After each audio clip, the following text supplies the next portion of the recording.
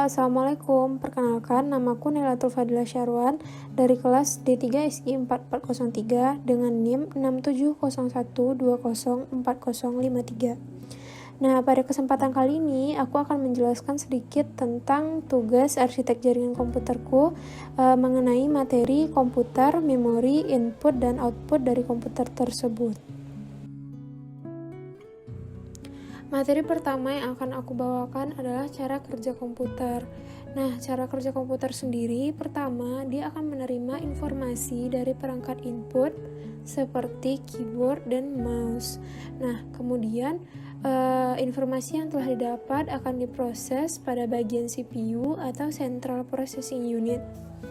Selanjutnya, komputer akan menyajikan informasi hasil olahan kepada pengguna melalui perangkat output seperti monitor, printer, dan lain-lain. Selanjutnya adalah memori. Nah, memori sendiri adalah tempat penyimpanan data-data dan program dari sebuah komputer. Memori dibagi menjadi dua bagian. Pertama, berdasarkan lokasi memori. Berdasarkan lokasi memori, terdapat dua macam memori yang berbeda. Yang pertama adalah memori eksternal, di mana memori eksternal diakses prosesor melalui piranti input ataupun output. Yang kedua, terdapat memori internal. Memori internal hanya dapat diakses langsung oleh prosesor. Yang kedua adalah memori berdasarkan sifat penyimpanannya. Berdasarkan sifat penyimpanannya, memori dibagi menjadi dua, yaitu RAM dan juga ROM.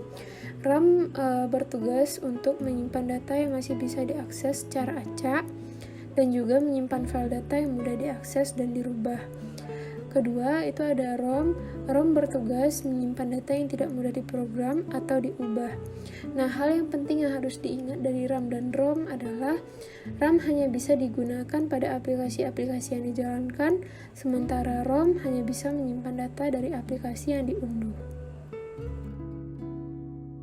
Materi selanjutnya adalah input dan output komputer. Input dan output komputer adalah sistem mikroprosesor yang dipakai untuk menghubungkan perangkat luar dengan komputer. Pertama, aku akan menjelaskan sedikit tentang alat input komputer.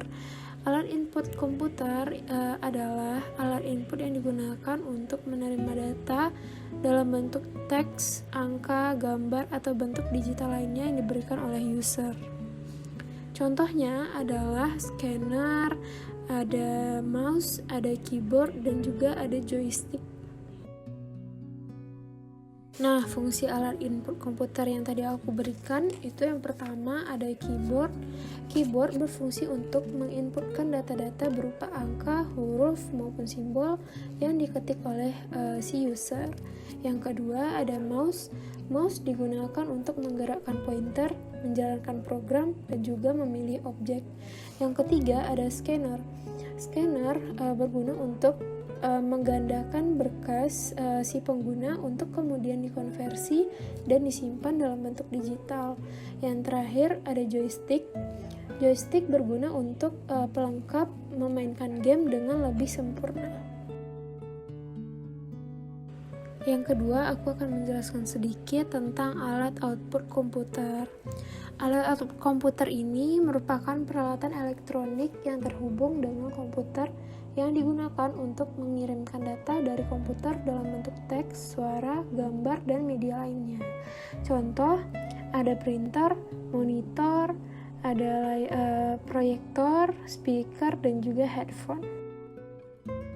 Fungsi alat input komputer yang aku berikan tadi, pertama itu adalah monitor, gunanya untuk menampilkan data berupa teks, gambar, dan juga video. Yang kedua ada printer. Printer berguna untuk mengambil data elektronik yang tersimpan dalam komputer atau perangkat lain dan menghasilkan salinan data tersebut. Yang ketiga ada speaker. Speaker berfungsi sebagai penghasil suara. Yang keempat ada proyektor, berfungsi untuk mengambil gambar yang dihasilkan oleh komputer atau pemutar Blu-ray. Yang terakhir ada headphone yang berguna untuk menghasilkan suara untuk mendengarkan audio secara pribadi setelah dihubungkan pada speaker.